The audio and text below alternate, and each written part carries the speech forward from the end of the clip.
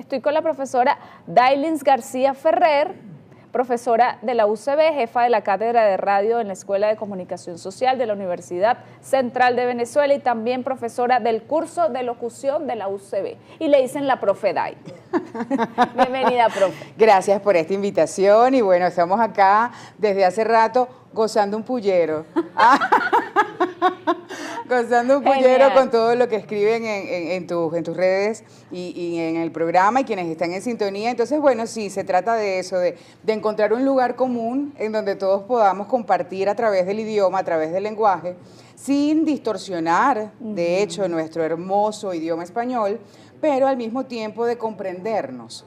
La tesis principal del lenguaje, Yeru, tiene que ver con ese lugar en donde nosotros no solamente nos entendemos o podemos comunicarnos a través de la información que expresamos con nuestro idioma, sino que aprendemos a reconocernos y a identificarnos. Es allí donde entra, bueno, esta parte de la generación, de las generaciones, que al expresarnos con distintos términos, entendiendo distintos contextos históricos. Entonces, bueno, ahí también nos vamos reconociendo a como que, yo creo que eres un poquito más joven, yo creo que eres un poquito mayor que yo, porque eso, bueno, es parte de lo que el idioma hace en nosotros. Incluso de la región.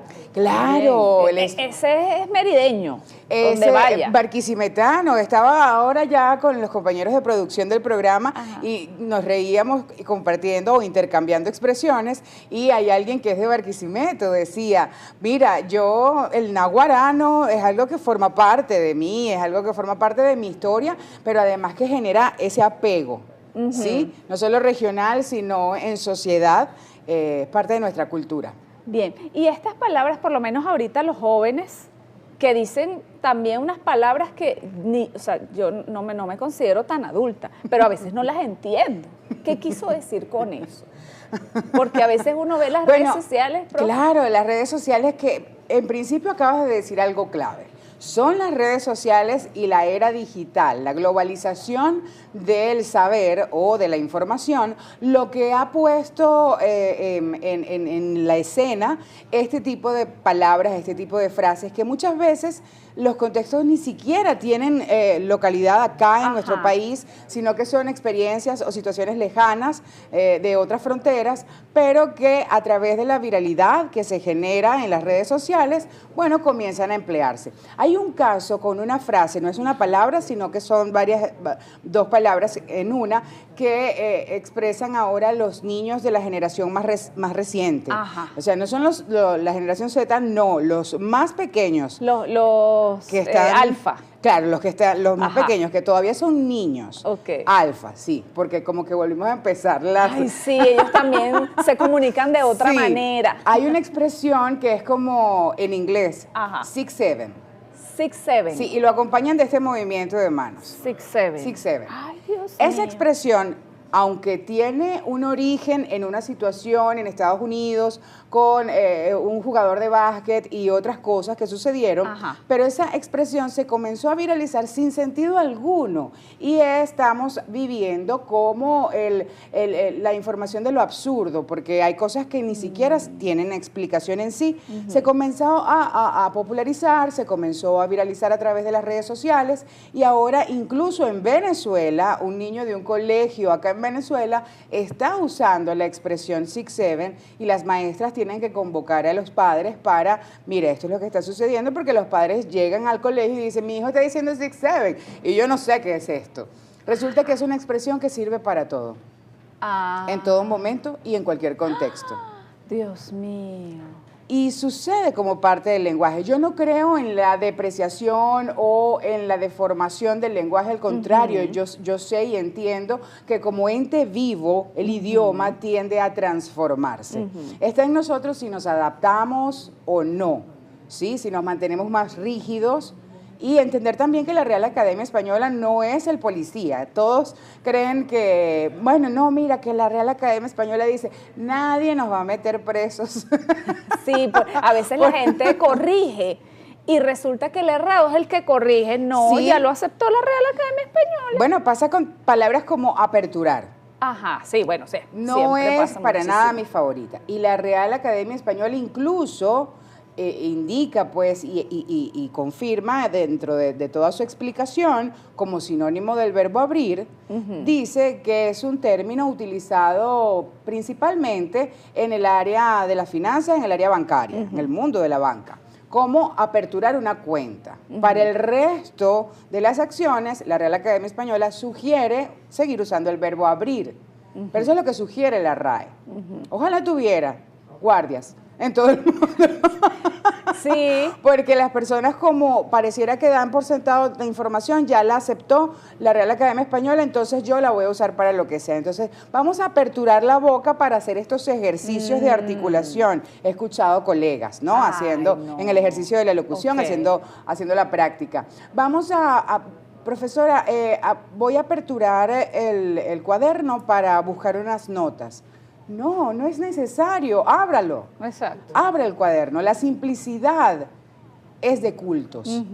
Sí, ¿Sí? Correcto. Yo creo en eso, la simplicidad es de cultos. No es necesario buscar palabras rebuscadas para que la gente te reconozca como alguien con mucha cultura. Al contrario, en el disparate, que es un arcaísmo, pero que es una palabra tan sabrosa, encontramos cultura y encontramos también educación. Entonces, mientras haya educación, yo creo que la prioridad del idioma y de la comunicación debe ser esa, ¿no? Además que es tan bello nuestro idioma, bueno, el castellano, que es tan grande, pero bueno, aquí nos vamos y vamos como añadiendo cosas. Hay palabras que yo entiendo y aquí hay todos, nos las han dicho y las entendemos. Hay unas que no. Sí. Porque son más del interior, sí. o a veces, bueno, hubo una Effective Wonder que alguien dijo que era... Effective Wonder. Effective Wonder. Como maravilloso, sería. Decía, se refería como al dinero. Pues, Effective Wonder, claro. Sí. O efectivamente. Podría efectivamente. Se refería efectivamente. Ok, efectivamente. Efectivamente, Effective Wonder. Bueno, ya ahí sí son cosas como que muy de y dichos además locales. Como con inglés. Yo te voy a decir Lo mezclan con el inglés también. Lo otro que está sucediendo con nuestro idioma, y eso sí sucede más a partir de la generación Z, más que todo la generación Z, que fue la que terminó o ha terminado de instaurar una suerte de Spanglish en nuestra expresión oral, en nuestro español o en nuestra habla cotidiana. Y es precisamente eso, la influencia de las redes sociales hace que se globalicen ciertos nombres de marcas, ciertas acciones que tienen su origen, lo que sucedió tiene origen en un país anglosajón, entonces está en inglés. La publicidad, no hay agencia de publicidad, por allá anda mi hija, que trabaja en una agencia de publicidad y todos los términos que utilizan son en inglés. Y yo le digo, pero ¿por qué no decirle presentación a algo que ellos llaman de otra manera? ¿O por qué no decir esto y aquello? Bueno, sucede que como agencia de publicidad, con tal cantidad de clientes, algunas especificaciones vienen del extranjero, si son marcas transnacionales, y ellos están minados, por así decirlo, de términos en inglés. De allí el marketing, que ya aparece marketing en nuestro diccionario de la lengua española, porque se usa tanto que al final, tiene que recogerlo. Sí, se incorpora. Otras expresiones, por ejemplo, en el español hay una expresión de los centennials que es muy común, que le escucho mucho. Me estaba diciendo, profe, tipo que yo tengo que ir tipo que hacer la tarea y ese tipo que, ¿no? Y lo escucho porque por allí también hay estudiantes de la Profeday que están aquí en el estudio trabajando y lo saben. Saben que hablan así, ¿eh? Sí, y escucho el tipo que, y yo digo, me interesé, dije, ¿de dónde viene? ¿De dónde viene esa expresión? Bueno, viene también de un anglicismo, ¿no? Como el like a, que es como un conector que utilizan en inglés. Y lo traducen literalmente al español, donde no tiene la misma función. Y se vuelve una muletilla. Claro, al final se vuelve una muletilla. Lo otro es que he escuchado, además del tipo que, está el adjetivo de modo, literalmente, ¿sí? También. Tiene un significado y vamos a aprovechar para explicarlo, para que no lo sigan usando de esa forma. Aunque bueno, yo creo que esa batalla no la estoy librando, pero voy a seguirlo intentando, Yeru. Sí. Literalmente es un adjetivo de modo que significa que lo que estamos diciendo sucedió tal cual lo estamos contando, ¿sí? No hay cambios. Si algo sucede literal es porque expresa exactamente lo que acontece, lo que sucede en la realidad. Si yo digo, profe, no le pude enviar la tarea anoche porque llegué y caí muerta, literal, ¿cómo puede estarme escribiendo hoy si anoche cayó muerta literalmente? Entonces, cuidado con eso, porque no lo estamos usando bien, en principio. Ajá. Y luego, ahora lo estamos usando además como muletilla, porque no decimos literalmente, que es la forma correcta, sino que decimos literal. Y la palabra literal es un sustantivo que se refiere a otra cosa, tiene otro significado. Y peor, Yero, ahora ya no dicen ni siquiera literal, ahora dicen lit. ¡Ay, lit! ¡Ay, ¿de verdad? Lit. Sí. Bueno, y esto se lo debemos también a redes sociales como lo que es hoy X, que en su momento fue Twitter, que comenzó a reducir nuestras comunicaciones a 140 caracteres y también todo lo que esa generación, la generación Z, recibió fue una, digamos pues como la doctrina de lo corto, y empezó a cortar sin conocimiento de la norma ortográfica ni gramatical y termina pasando esto. Bueno. Entonces, bueno, se transformó el idioma. No se deformó, pero digamos que se transformó. No, y usted es la primera que se entera, los profesores son los primeros que se van enterando qué están diciendo. Claro, al final nosotros nos comunicamos con ellos. Estar en un salón de clases es la cosa más maravillosa del mundo, porque a diferencia del resto, en mi generación me permite estar en contacto con las nuevas generaciones, con los más jóvenes. A veces son muy jóvenes mis estudiantes en la universidad. Y yo digo, wow, bueno, yo esperaría que fuesen un poco más adultos como en mis tiempos, pero no, son bastante jóvenes y eso es maravilloso, pero allí me encuentro con ellos, algunas cosas las tomo, ¿sí? Porque al final es eso, es llegar a un acuerdo en donde ellos respetan nuestras expresiones y nos reconocen como personas con mayor experiencia y conocimiento, y nosotros, bueno, nosotros decidimos validarles también algunas expresiones con las que nos sentimos cómodos, pero todo siempre en pro de algo que es fundamental, la comunicación. Vamos a explorar las palabras. A quien alguien me mandó anyway. Le estaba hablando con la profesora de esas palabras en inglés, que le dicen como Spanglish, que yo no sé si es correcto decir Spanglish. Sí, bueno, no es algo que esté dentro del diccionario como palabra en específico, pero sí se entiende. Los lingüistas dicen que mientras haya comunicación, mientras exista la comunicación y se pueda socializar de alguna manera a través del lenguaje, el idioma está cumpliendo su objetivo, ¿sí? Pero bueno, yo estoy segura que las primeras veces que alguien dijo anyway, tuvimos que escucharlo unas 5 veces y entender el contexto donde nos estaban diciendo esa palabra o esa frase para poder llegar al asunto. ¿Cuál es el asunto? Esto lo puedo yo utilizar también cuando diga en cualquier caso, ¿sí? O cualquier cosa. Lo que sea. Lo que sea. Entonces, bueno, pero eso tiene que repetirse, por eso es que los términos en la Real Academia Española, para entrar en el diccionario de la lengua española, las palabras, los términos, necesitan pasar primero por un observatorio de palabras. ¿Por qué? Porque dependiendo de la forma tan masiva o no que este término, que esta palabra tenga en cuanto a su aplicación en el habla común, entonces allí comienzan como a...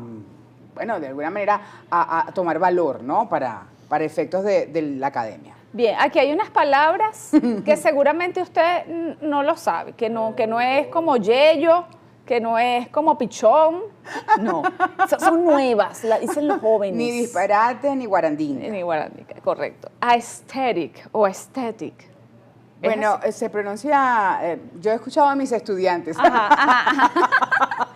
Yo he escuchado a mis estudiantes que se pronuncia aesthetic. Aesthetic. Aesthetic. Ok. Sí, como casi que no se pronuncia la A y la E, ¿no? Ok. Entonces, aesthetic. Estética o estilo visual particularmente atractivo o en tendencia. Sí, de hecho tiene que ver con algo que ellos reconocen como algo lindo, como algo agradable o cool, ¿sí? Que les gusta visualmente y que les parece que se ven, como nosotros decíamos, te ves chiquiluki. Ajá. Ya usted sabe. Aquí la profesora le está aterrizando la información. Sí, estoy traduciendo. Muy bien, muchísimas gracias, profe. Del futuro, me encanta. del presente al pasado Claro. y a la inversa. Qué maravilla. Entonces, chill. Cuando te dicen, oye, Yeru, chill, ya te entrego la pauta. Así como, relájate, tranquila, hacemos algo chill, algo tranquilito. Bien. Para nosotros, ¿qué podría ser en nuestras generaciones? Que nosotros no decíamos chill, ni decíamos chilling. No. Que son expresiones del inglés. Vuelvo a insistir. La traen al español y forman parte de nuestra cotidianidad. Ajá. Nosotros decíamos relajado. Relajado. Relajado. Y hay otros que le ponían otras cosas a ese relajado. Tipo ¿no? tranquilo. Tipo tranquilo. Esas eran nuestras expresiones. Ajá. Ahora es chill. Fíjate qué corto, ¿no? Tipo tranquilo, relajado, chill. Chill. ¿Ah? Exacto. El acortamiento. Clean. En castellano, limpio, significa, ¿no? Es para el español. Es la verdad. Es la traducción literal, pero los adolescentes usan clean como si fuera un sinónimo de bonito. Ah. Tienes un look muy clean. Mira, me gustó el espacio, muy clean. Esto está muy clean. No, me lo dijo clean. También lo he escuchado de esa manera, así como que se lo dijo claramente, ¿no? No, eso está súper clean. Bueno. Mira, ¿qué tal? Bueno, ya usted aquí va perfecto, porque allá está Nancy, está Sonia, está Miriam escuchando cómo hablan sus nietos. Ajá, coquette. Coquette. Pero esto sí es más, también sucedió por una tendencia. Ajá. Y de hecho esto se unió a la parte del diseño gráfico, la parte visual. Ok. Porque recuerdo que en algún momento, creo que fue hace un par de años, hubo una tendencia como que todo tenía que ser coquette. Y el coquette significaba o suponía el uso de lazos. Entonces, bien. Si tu look era, o si tu outfit era, tu atuendo era coquette, Ajá. o tú te veías bien coquette, era porque en algún lugar tenías un lazo, ¿no? Y entonces allí se comenzó como a viralizar o a hacer tendencia a eso. Hasta en los arbolitos de Navidad, Ajá. en la Navidad, también hubo como esa tendencia de ponerle un lazo gigante. No sé si tú lo viste en algún momento. Sí, aquí hicimos una guirnalda y le han hecho un lazo coquette. El lazo gigante coquette, sí, porque es más o menos esa tendencia. Entonces, claro, eso queda. Como es una tendencia y como sucedió y todos lo reconocemos, bueno, principalmente los jóvenes, entonces queda en el vocabulario. Demasiado coquette para mí. Que se puede decir en el pasado, hace años, no sé, algo emperifollado.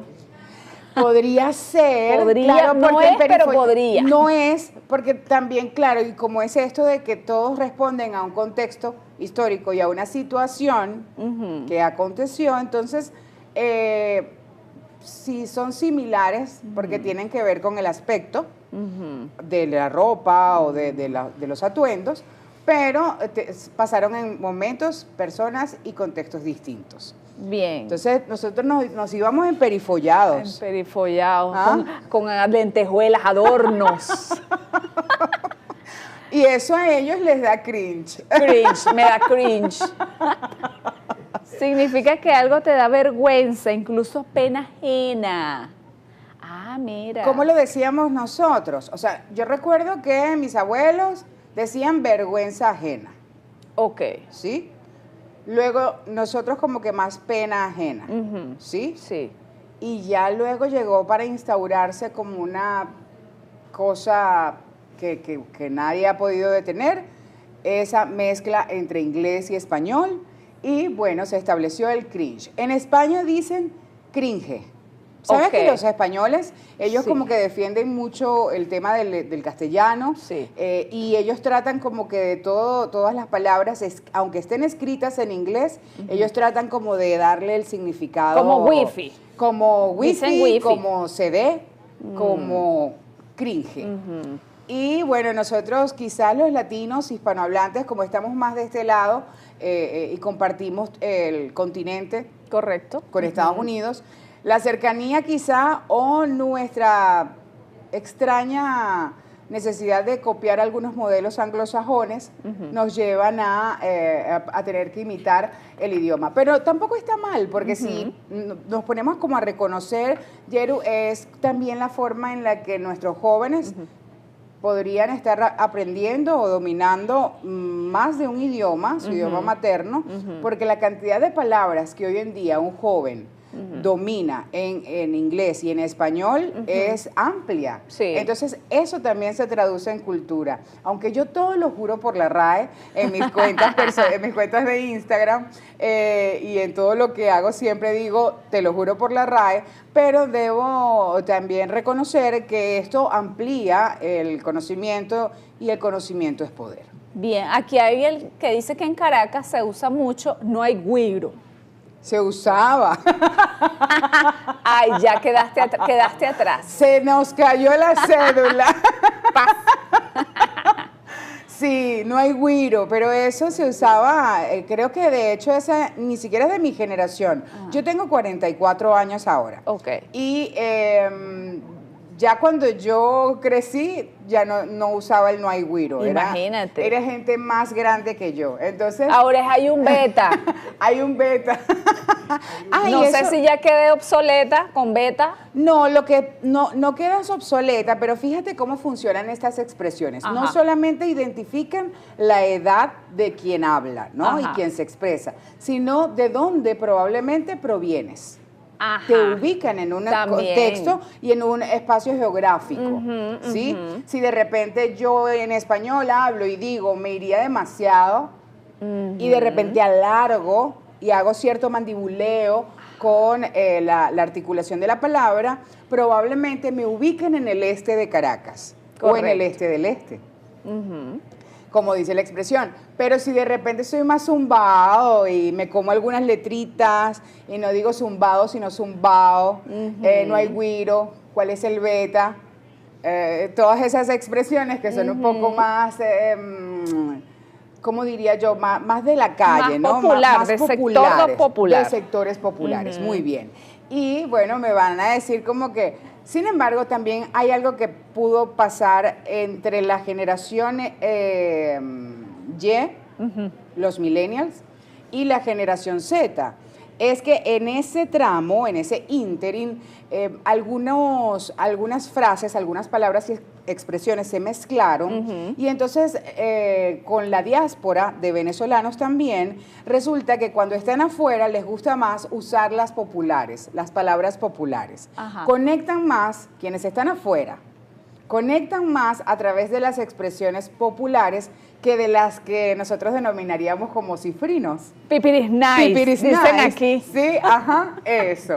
Entonces, conectan más con eso porque pareciera que eso está más en el ADN venezolano que las otras que son así como muy elitescas. Y bueno, también nos distancia del resto. Nos acomoda como en una cosa un poco más de pedestal, mientras que las expresiones como que no hay güiro, deja el beta, y esas así que son más populares, bueno, además que son más graciosas. Yo las reconozco como súper graciosas. Yo debo confesar, tengo un pecado culposo. Yo soy la profedad y yo enseño oratoria, locución, el arte del buen hablar, pero a mí me gusta el hip hop y me gusta mucho el hip hop de mis amigos y artistas venezolanos. Y he tenido que buscar la manera de conectar lo académico de mi perfil y de mi profesión con mi gusto musical. Entonces, he encontrado, por ejemplo, hay una organización que se llama Rap Sin Groserías. Muy bien. Entonces, mira, qué chévere que ellos promuevan esto de la improvisación, de la lírica y de construir el fraseo para el hip hop sin malas palabras. Está perfecto para mí porque puedo seguir disfrutando de eso sin encontrarme. Pero sí confieso que antes de encontrar esta organización, bueno, yo escuchaba rap y no es la mejor pronunciación, no son a veces las mejores palabras, pero me gustaba mucho porque yo sentía que tenía cierta cosa, cierta picardía, pero al mismo tiempo esa floritura que es tan regional, tan del venezolano, tan del pueblo, que me fascinaba, porque eso de alguna manera le da color, claro, a nuestra expresión oral, a nuestra cultura. No lo apoyo, no quiero que salgan de aquí diciendo que la profe apoya el malandreo. No, señor. Exacto. Simplemente digo que me parece que es curioso y que es divertido. No, también. y que es nuestro. Es nuestro. Es sí, nuestro. Definitivamente. Esto, el pipirisnay, me iría demasiado. Todo es nuestro, el beta, la bandera, eso. O sea, es nuestro. Todos los dos los agarramos. Y los queremos. Tal cual. Así es. Muchas gracias, profe. Gracias a ti, Yeru. Para mí fascinante hablar de estos temas. Yo podría estar todo el día, ponerle café, jugo y conversar de esto, porque definitivamente, bueno, eso hace que nosotros atesoremos y valoremos nuestra cultura, nuestra esencia y sigamos adelante compartiendo conocimiento y educación, que eso también hace país. Mira, ahora estoy aquí con Sedot Arias, estratega comunicacional, conferencista, consultor humanista, quien nos va a dar herramientas de la oratoria. ¿Y qué es la oratoria? ¿Y cómo nos sirve? Buenos días, Yeru, y bueno, todo el público que nos observa esta mañana, televidentes de Globovisión. La oratoria es el arte de expresar lo que está en nuestra alma de manera coherente y que esté en línea con lo que queremos comunicar. Alcanzar un objetivo a través del uso del lenguaje estructurado y sistemático. Casi siempre se nos dice que la oratoria es el arte de hablar bien, el arte de hablar bonito. Yo siempre le pregunto a los participantes en mis talleres, ¿hablar para qué? Tú quieres hacer un taller de oratoria, quieres mejorar tu expresión del lenguaje, tu expresión gestual, tu expresión pública, pero ¿para qué? ¿Cuál es tu mensaje? ¿Qué es lo que quieres decir? Entonces, lo primero que trabajamos en un taller de oratoria o en una asesoría de oratoria es el encuentro con el propósito. ¿Quién soy? ¿De dónde vengo? ¿Qué hago? Y sobre todo, ¿qué quiero? ¿Qué quiero lograr? Es como cuando estamos jóvenes y deseamos un hogar, queremos una casa, queremos unos hijos, queremos una familia y decimos, yo me conformo con una casita. La oratoria es el arte de expresar correctamente nuestros deseos, nuestros anhelos, nuestros sueños y nuestro ser más íntimo. No, yo quiero una casa con 3 habitaciones, con 2 baños, con un estacionamiento, con un jardín, ¿verdad? Y además de eso, con una esposa que me entienda, que me comprenda, que me apoye, que sea mi aliada. Por ejemplo. Claro, desarrolle. Expresar el ser.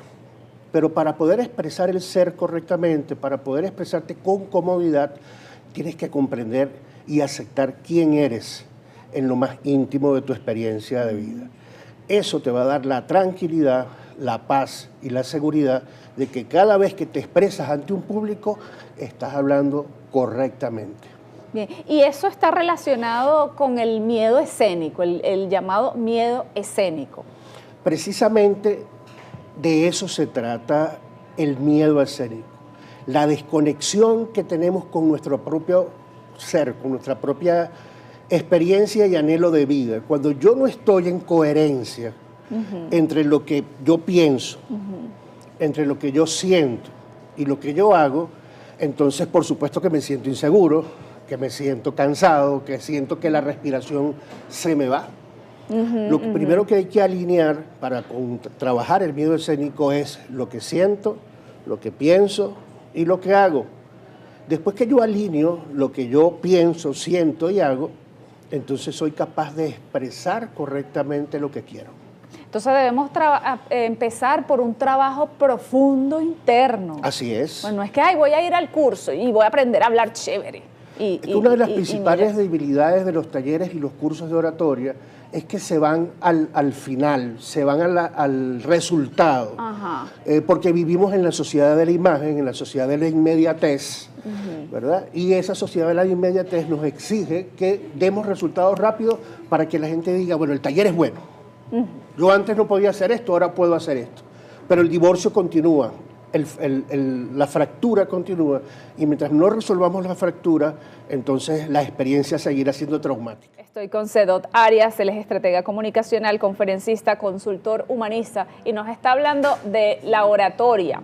Y me ha interesado muchísimo porque él empieza por el trabajo profundo del ser, que es precisamente lo que nos va a quitar el miedo escénico. Precisamente. Sanar lo que no quiero expresar. Yo no tengo miedo a conversar contigo. Yo no tengo miedo a conversar con los compañeros que están detrás de las cámaras, ni tengo miedo a hablar con el resto del equipo que está aquí en el escenario, ni a que me escuche la gente que está detrás de la cámara. Yo tengo miedo a que tú descubras mi fragilidad. Yo tengo miedo a que tú descubras mis vulnerabilidades, a que tú sientas que yo no soy capaz. Pero ese tipo de traumas y ese tipo de limitaciones son internas, son autopercepciones. Por el contrario, mucha gente podría decir, no, porque yo veo que tú eres una persona extraordinaria, eres una persona muy hermosa, eres una persona segura, honesta, pero tenemos que luchar todos los días de nuestra vida con esas autopercepciones. Y trabajamos primero las autopercepciones porque fortaleciendo la autopercepción, entonces podemos fortalecer el carácter para que la gente se sienta segura al hablar frente a los demás. Y ya cuando superamos ese trabajo interno, ¿cuál es el siguiente paso? ¿Hacia dónde vamos? El siguiente paso precisamente es esa frase. De dónde vengo es quién soy. Tengo que saber ahora qué quiero y luego cómo lo voy a lograr. Cuando yo descubro mi propósito, de nada me sirve que yo conozca mi propósito. Yo nací para ser periodista, pero yo no establezco un plan orientado a alcanzar ese objetivo y a orientar todos mis esfuerzos y todos mis talentos y todos los dones que el Creador me dio para alcanzar esas metas. Entonces, lo primero es quién soy, luego qué quiero. Yo quiero ser periodista como Yerú. Ahora, ¿cómo lo voy a lograr? Y establezco mi plan de trabajo, que es mi plan de vida o proyecto de vida. Yerú, este tema es muy importante, sobre todo porque vivimos en una sociedad en la cual se nos está escapando el propósito. Entonces vemos a muchos jóvenes que salen del liceo o no terminan el liceo, no saben qué van a hacer, no saben qué quieren estudiar, tienen dudas o a lo mejor saben, pero bueno, yo no voy a poder porque mi familia no cuenta con los recursos, tengo que mudarme a otro país, tengo que mudarme a otra ciudad. Y cuando ese tipo de cosas ocurre, entonces empiezan a aparecer males sociales como el embarazo precoz, la delincuencia, el desempleo, la pobreza. Tenemos una misión como seres humanos muy importante y es orientar a las nuevas generaciones, a nuestros muchachos que están en la generación millennials, que están en la generación Z, a los alfa que vienen creciendo con herramientas tecnológicas que le consumen el día, tenemos que orientarlos para que descubran su propósito y devolverles la capacidad de soñar, de amar, de sentir y de expresar plenamente en público quiénes son para que puedan entonces fortalecerse y alcanzar sus metas en la vida.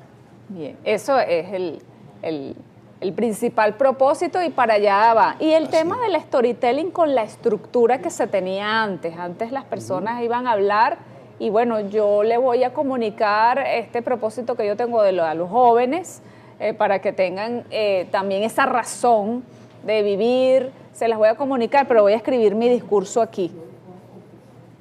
¿Eso se usa ahora, ese discurso, escribir ese discurso, aprendérselo? ¿O debo conectar a través de una historia? Las técnicas y las herramientas que siempre se han utilizado en la oratoria continúan vigentes. Esas técnicas y herramientas básicas no van a pasar de moda. Lo que estamos viviendo en este momento es un auge de las historias y de las narrativas más espontáneas, más auténticas. ¿Qué es lo que pasa? El discurso acartonado, ¿verdad? Buenas tardes, damas y caballeros, llegamos a todos ustedes gracias a... Esa estructura acartonada pasó de moda.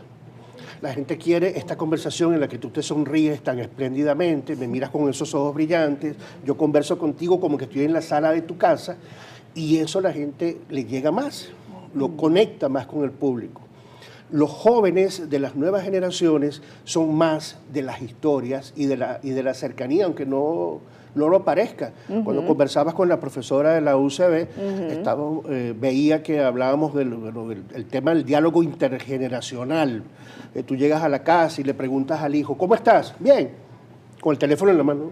Bien, ¿qué hiciste? Nada. ¿Cómo te fue? Bien. Entonces tú dices, ¿qué hago para conectar con mi hijo? ¿Qué hago para sacarlo de allá donde está, que no sé cómo llegar?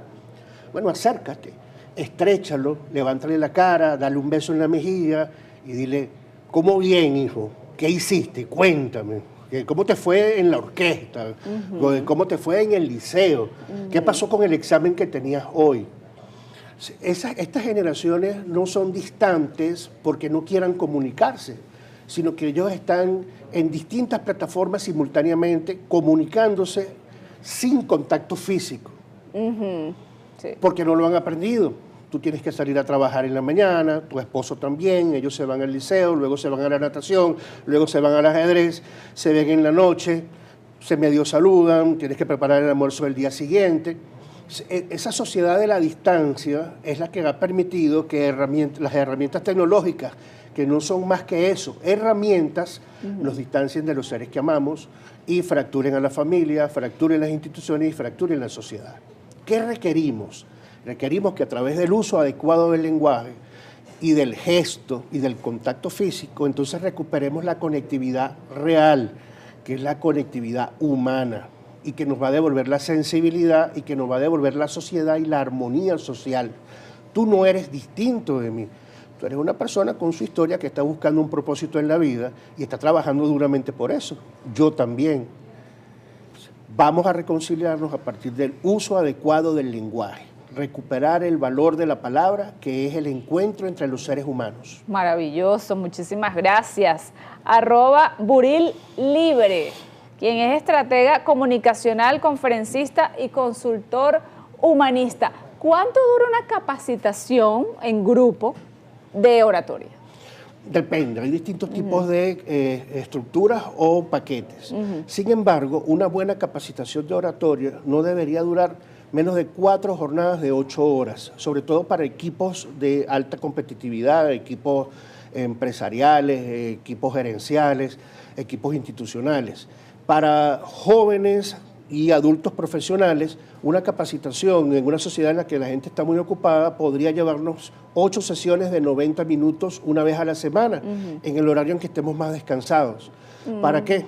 Para que aún a pesar de la distancia, porque esto también se realiza de forma online, aún a pesar de la distancia podamos entonces alcanzar los objetivos e ir evaluando y dejando testimonio de ese proceso de transformación, no solamente para el facilitador, sino sobre todo para que tú como participante veas tu propio proceso de transformación y mejora en las habilidades del lenguaje y su uso en público.